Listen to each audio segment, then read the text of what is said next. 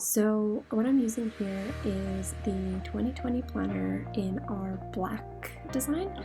We have two colors this year, a rose smoke and a black. And it's got a front pocket where you can obviously always put some cards or our stickers, which fit perfectly in that front pocket. Then we've got that lovely intro page, so I'm just going to quickly fill out my information on there. I feel like this is my favorite part of getting a new planner, is filling out the information and getting it all ready for the new year. Then something new that we're doing this year is we're including a Spotify QR code, so if you scan that with your phone, you can listen to the playlist. Then the vision board I'm going to do a separate video on, so I'm going to skip that for now. Then we are going to get into the monthly goals. So usually what I do is I end up setting a work goal, a personal goal, and then a sort of like fitness goal, fitness and health goal.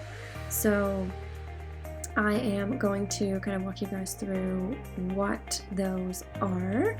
So the first one, I would like to do spin twice a week. I've gotten totally obsessed with this. The second one is doing more lunch prep, so that's my personal goal. And the third one that I would like to kind of like do for 2020 is to take singing lessons again.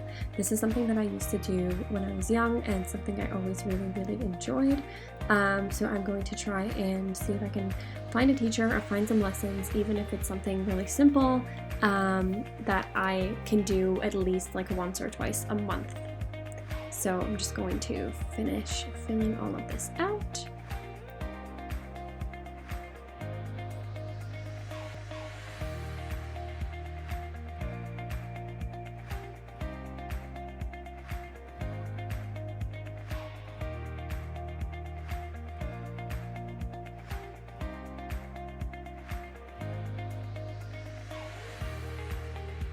I also love how you can flip your planner in the 360-degree mode so that it kind of flips onto itself, makes it really easy to fill out the left side of the page so you're not hitting the coils with your right hand.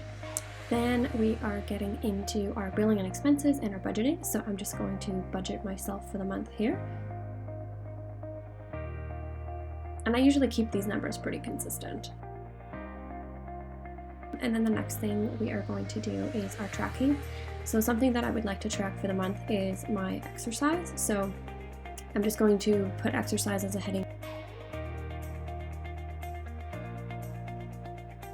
And then you can either put little bars in the check boxes, or you can use a highlighter, whichever one you kind of like prefer.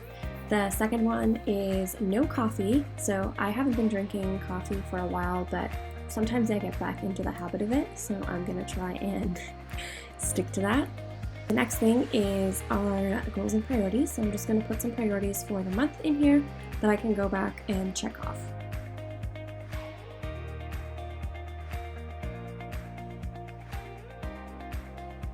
And then we are getting into our monthly planner.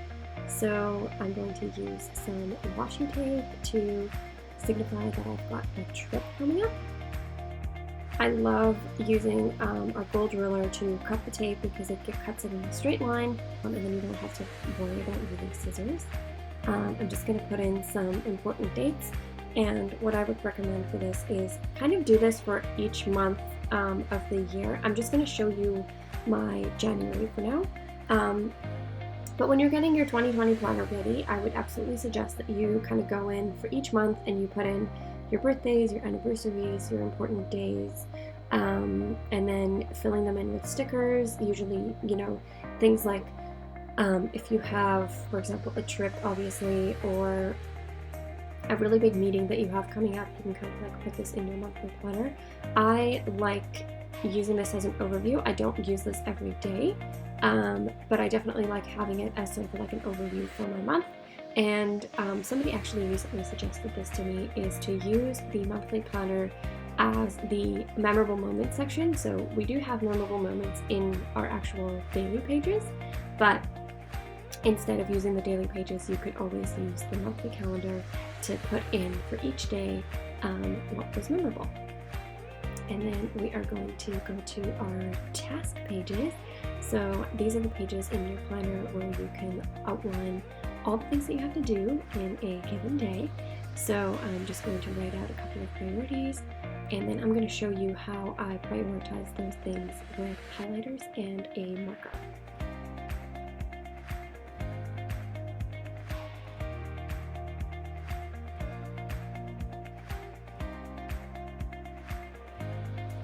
Okay, so now that I've got all of those down, what I'm going to do is I'm going to highlight my top 3 tasks at the top to make sure that I do those first. And I've got a whole blog post on this, and I'm going to put a little sticker just for fun.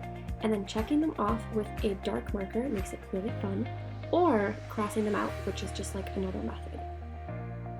Then we're going to get into our scheduling pages for each week. So I'm just going to put in some stickers. This is where the stickers come in most handy because they're actually designed for these pages, so they fit in perfectly to sort of like schedule out your week. And I would suggest kind of doing this either on the Sunday before you start your new week, or on the Friday afternoon when you're just thinking about all the different things that you have to do for the upcoming week. And then washi tape is always a fun way to kind of like add a little bit of color. So I've decided I'm going to take those 2 lights off and just stay in. Probably work, as I do. And then I love putting the appointments and then underlining them. So usually what I'll do is I'll do the timing. So I'll do, for example, from 8 until 10, and then who I'm meeting with and where I'm meeting them.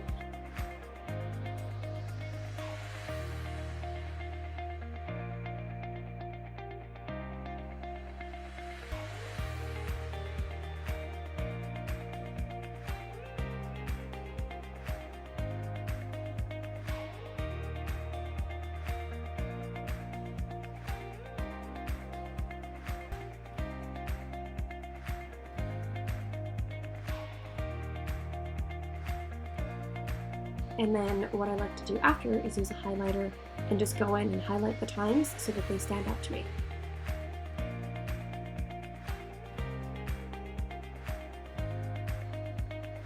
And I'm just going to flip this planner again and fill out my Wednesday, because it's a lot easier to fill out that way because then your wrist is not hitting against the coils.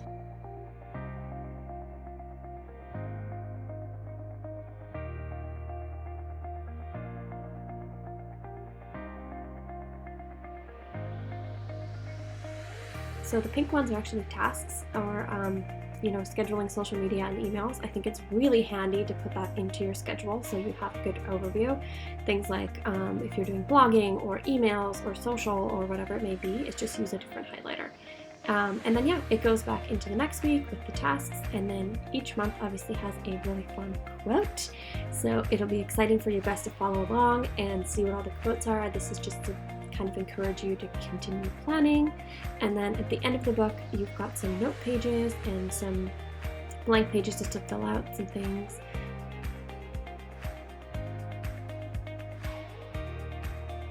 And then the front pocket, which I didn't mention before, also has a back pocket so you can put in any extra stickers. And then one thing I really like to do is to use some of our sticky notes, the water sticky specifically, sticking them onto the pocket, so I always have them with me. And that is pretty much it. I hope you guys enjoyed the video, and I'll see you soon.